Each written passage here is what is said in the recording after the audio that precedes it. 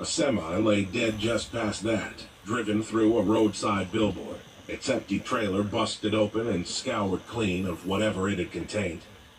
A motorcycle was on its side with the seat gutted, yellow foam fluttering. Skid marks and dark stains covered the pavement, while occasional flicks of white gleamed. More cars littered the highway, and though Gus had already cleared a path through the worst over the past year, seeing the dead things still made him feel even more empty and grim.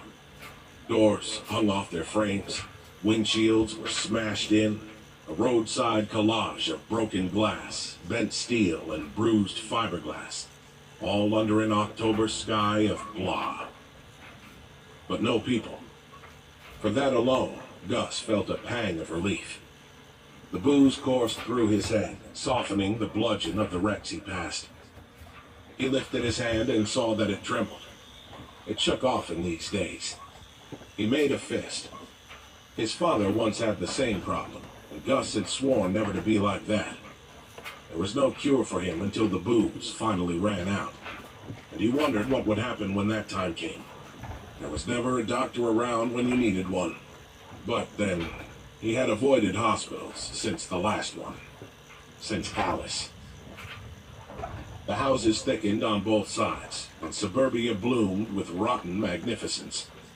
Bones, picked clean, dressed some front lawns, laid out before garden gnomes with their heads bitten off at their ceramic grin. Some cars and trucks stayed in the driveways, and he figured there had been a second vehicle to take the residents to safety. Maybe.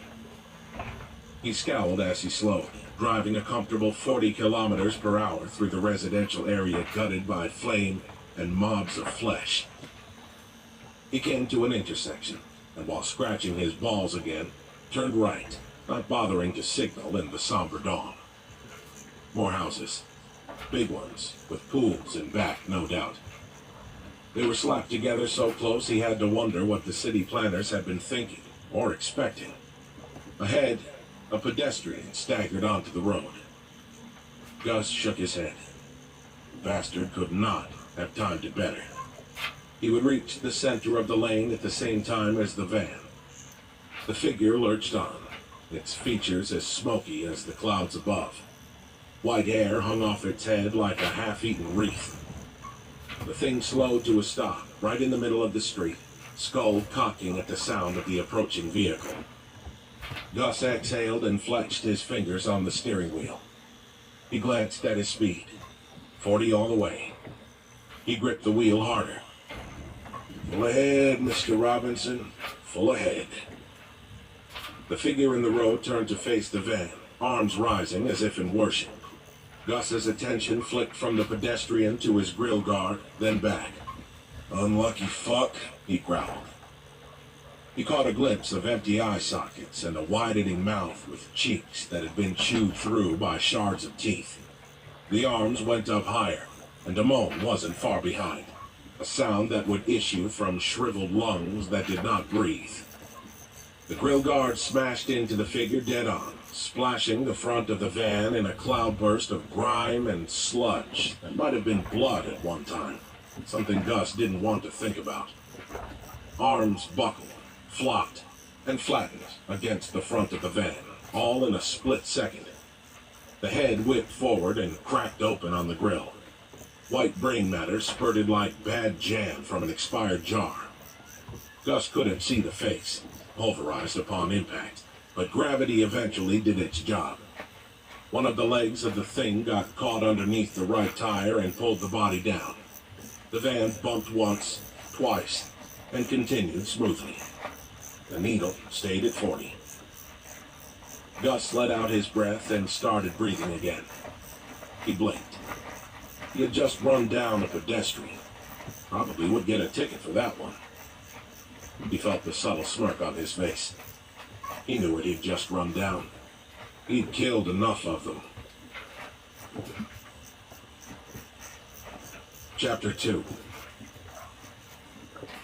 The van plunged deeper into a desolate suburbia, where the only color to the world seemed to be the skid marks left by tires on the asphalt. Gus slowed to 30, hunched over the wheel and attentive, watching the empty sidewalks and yellowing front lawns, the grass grown high enough to resemble wheat. He'd seen it yesterday when he was housing picking in this part of the city where he hadn't been before. A red and blue mailbox, looking as if it had had the living shit kicked out of it, leaned against a street lamp on the corner of another intersection. Place could be like a goddamn maze, and Gus had lived there for almost 40 years. Movement in his peripheral vision made him jerk his head to the left, but he didn't see anything. He took a breath and concentrated on the road and the landmarks. It was there somewhere. There. A mini-mart. Part of the needs chain. The glass of the shop's front dull in the daylight. Clenching his jaw, Gus fumbled as he fastened his seatbelt and increased his speed to 60. The shop lay across a T intersection, welcoming him like a steel-tipped torpedo leaping from a concrete surf.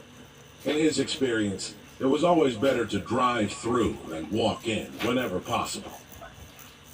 The van crunched through the glass storefronts, accordionizing at least one shelf, the counter, and the zombified clerk standing at attention behind it. The grill guard rammed into the clerk's shoulder, shoving it and its head into the wall beyond. On impact, the engine fumed, shuddered, and raged like the beast it was. Gus cranked it into drive and reversed out of the store. Glass and metal debris tinkled to the ground. He did a three-point turn and shoved the van's respectable ass up to the hole it had just made. The engine died with a gasp, and the length of the van trembled and shook on its chassis, as if its guts struggled to get something out of its hide. He opened the rear doors and hopped to the ground with the clatter of motorcycle boots on pavement. With his short-barreled 12-gauge primed and ready, Gus stepped inside the needs shop. He had slung an aluminum bat across his back, samurai style. He looked right, then left. Seeing the coast was clear, he advanced. The gimp behind the demolished counter moved and hissed. Gus examined the not yet dead undead and pointed the barrel of the shotgun at the creature's head. The weapon hung in the air, wavered, and dropped. His boot heel crushed the skull on the first kick, but Gus stomped twice more on the thing just to be sure. When it stopped moving, he grimaced and wiped his boot on the dust-coated shirt of the once employee. As protected as he was in leather and hard plastic, he was still vulnerable to the stink of the things. Leaving the gimp where it lay, he quickly went back into combat mode. He slapped his visor up and raised the shotgun. He edged out from behind the wrecked counter, watching his step, and moved like he remembered seeing U.S. Marines doing in action movies. He sidestepped from one aisle to the next, noting the shelves were ransacked. Upon reaching the last, he quickly walked up its length and checked the rear. Marking it all as clear, he went to the storage door at the back of the shop. It swung both ways, and he took a deep breath before opening it. Anything could be behind that door, and the risk increased if it was dark on the other side. Keeping the butt of his weapon planted firmly against his shoulder, he kicked open the door. A memory popped into his head of once surprising his girlfriend in a similar shop while she was doing the tedious task of taking inventory. Tammy's startled face had made him laugh, and when he tried tickling her, she'd gotten furious.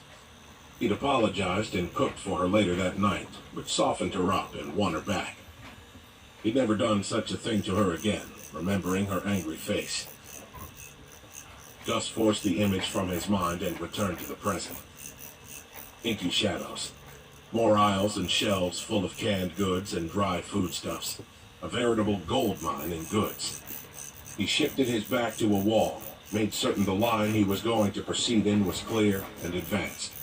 He snaked in and around the aisles, eyeing the corners, and whirling left and right when reaching them. All clear. Gus relaxed, but only a little. He spotted a washroom.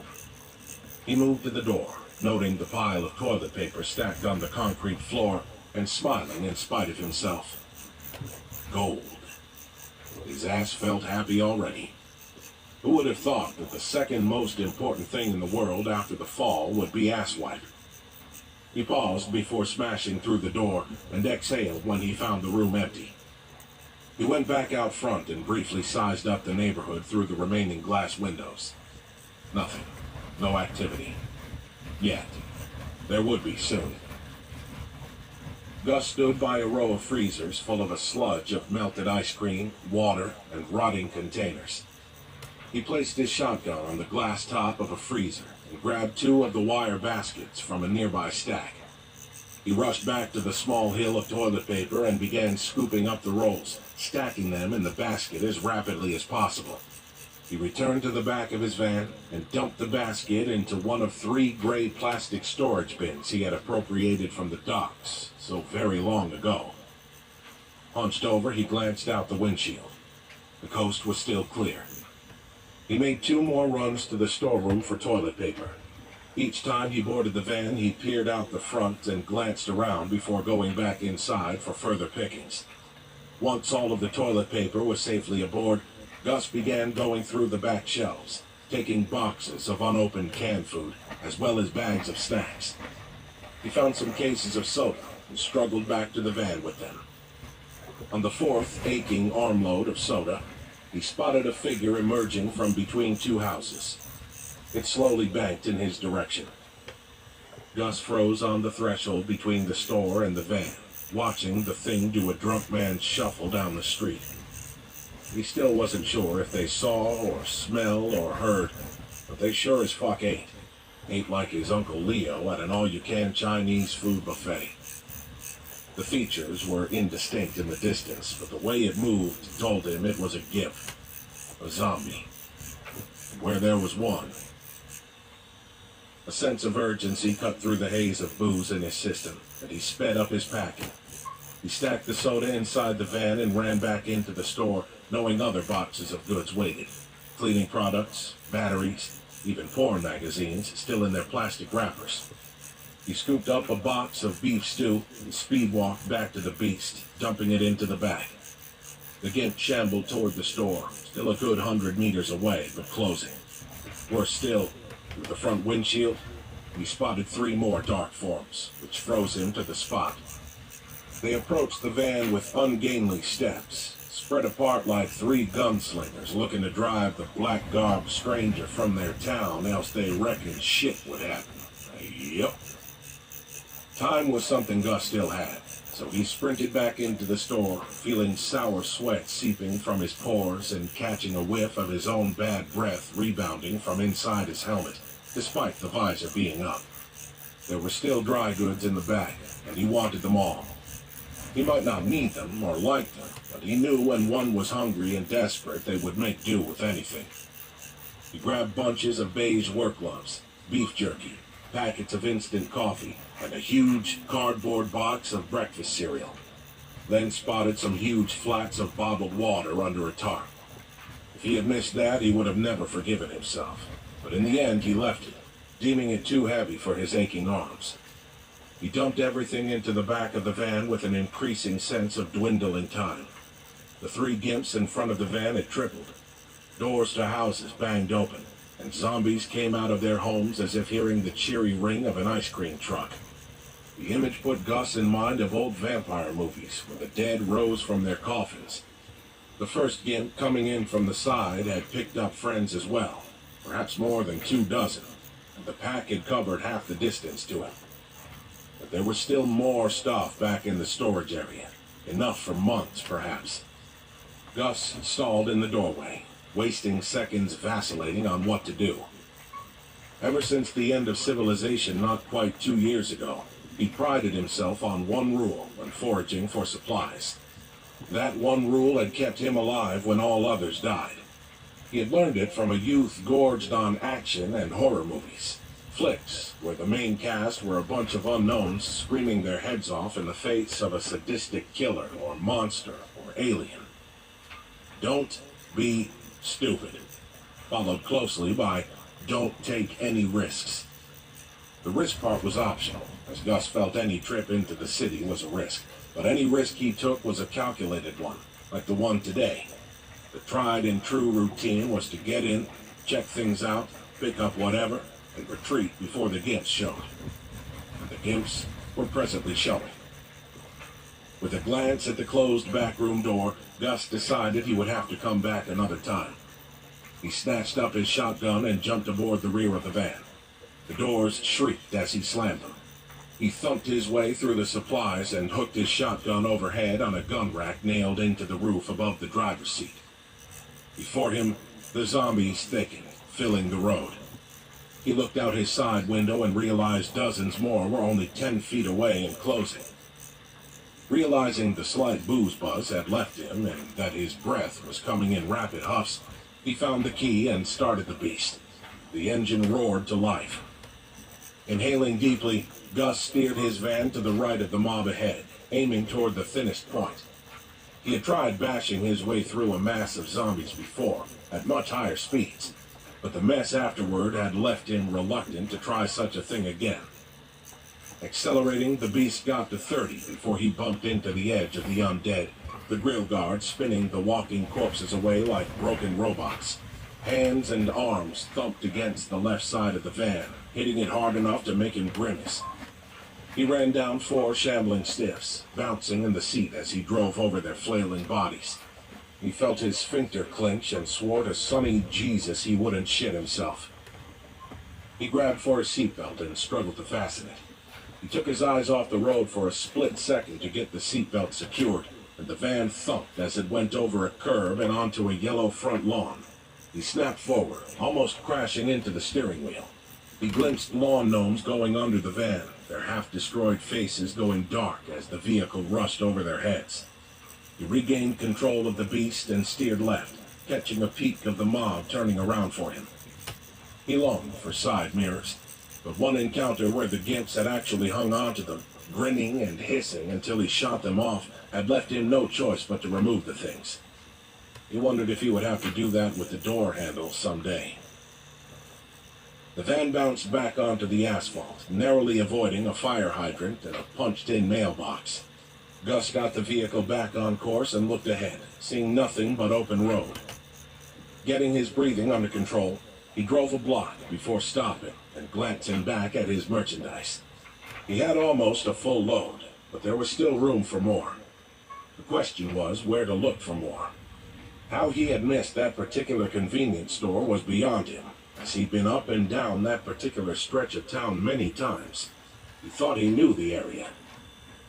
Don't be stupid, don't be greedy. With that thought, he eased the van up to 40. He took a turn down another road and drove on the main drag of Annapolis, weaving in and around the derelict vehicles still on the road. On the left and right, he saw food warehouses, shopping malls, drugstores, and gas stations, all looking as if they had had the living shit kicked out of them. Gus wasn't the first person to pick through the larger shops, as there had been plenty of looting going on back when the world up and died. There had been enough looting and danger to make him steal away to the wilds beyond South Mountain, where he waited for almost a month until he ran out of camping supplies and was forced to return. Return to a civilization gone mad. Feral.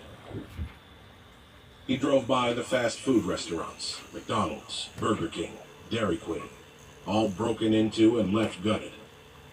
On his left, he passed a ramshackle Canadian Tire and Home Hardware, where Gus had gone several times to find building supplies and weapons.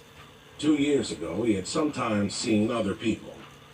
He remembered seeing police, and even a squad or two of green uniformed soldiers, but not anymore. In fact, getting right down to it, Gus figured he hadn't seen another living soul since last spring. Not anyone. He heard people at times up on his mountain estate, gunshots and cries of terror and agony that always went on for too long, haunting the hills and valley and either fading away or abruptly stopping. Last spring. The thought made him frown. It was fall and heading into winter. He turned onto the highway that led out of Annapolis, up a ramp that warned he was headed the wrong way, like he gave a shit. Out of reflex, he looked over his shoulder as he merged with the major road, even though traffic wasn't an issue anymore. As he drove home, weaving in and out of abandoned cars, he glanced at the forests, and sometimes the houses. But he usually kept his eyes on the road, just in case a gimp wandered into his path. He turned off the highway and got back with his load in the afternoon. It happened like that at times. If the pickings were slim, as they were growing more and more, he would be out longer. But getting what he wanted and returning before dark was fine by him. He wouldn't go back to that part of the city until a few days had passed and the nest relaxed. Satisfied with the day's events, he parked his van and went about unloading his newly found supplies. Chapter 3. After parking the van in the garage, he got out of his gear, returning it to his locker. He took a welcome home shot of Captain Morgan and another, because it tasted good, and knew he'd have to replace the bottle soon. Saucy fucker, he glowered at the captain's grinning face. Gus turned around and took in the van full of booty. It would keep him for a while, and fill the storeroom nicely. With a huff, he jumped into the back of the van and studied what he had scavenged. He liked keeping it in the packaging for as long as he could, as it reminded him of new, the concept of new, and perhaps fresh, even though each of the canned goods would have to be checked before he ate it. The packaging and preserving process the food went through seemed near perfect, and most times the canned food was fine. If he did open a bad can, it usually smelled or looked off and went into the garbage. With a resigned sigh, Gus got to work. He lugged the drinks and boxes of food into his house and down to his basement.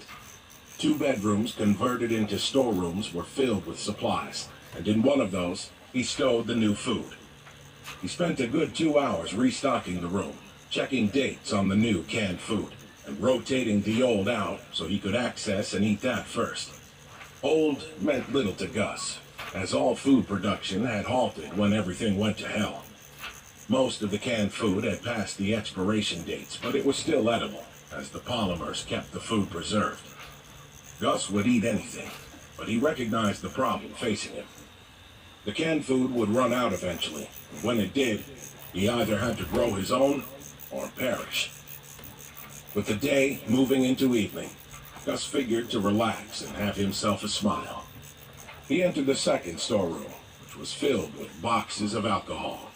Rum, whiskey, gin, Irish cream liqueur, vodka, though he hated that shit, liqueurs, wine, and plenty of others. He even had a case of apple brandy, though he had only opened 1 bottle of it. The one place that people seemed to ignore was the liquor store for whatever reason, and he had been able to clean out what was on the main floor's shelves alone in 6 separate runs. He had gone back several times, taking more from the storeroom behind the liquor store. Someday that would change. A scavenger like him would find it eventually. However, he had stockpiled enough spirits in the downstairs room to go into business for himself. He took out 2 40-ounce bottles of a Crown Royal Special Reserve and another bottle of Captain Morgan Dark Rum. The Captain Morgan he walked back to the garage and placed on the shelf as reinforcement to the dwindling supply there. The Crown Royal whiskey he brought out front. The air had turned cold, which forced him to get a couple of sweaters and change into a double layer of sweatpants. When he returned, the sun was dropping in the west, and the clouds parted, colored a reddish violet. He walked out to the edge of the wooden deck, seeing the broken glass from the night before, and telling himself he had to clean that shit up. Tomorrow. Anytime he made it back from Annapolis still intact was something to celebrate. He plopped down in one of 2 plush chairs situated underneath a huge green garden umbrella. He wanted a drink, a smile, as his grandfather used to say. Maybe 4 drinks before getting something for dinner, just to relax. Facing Annapolis, he unscrewed the top of the bottle and sipped. The rush and burn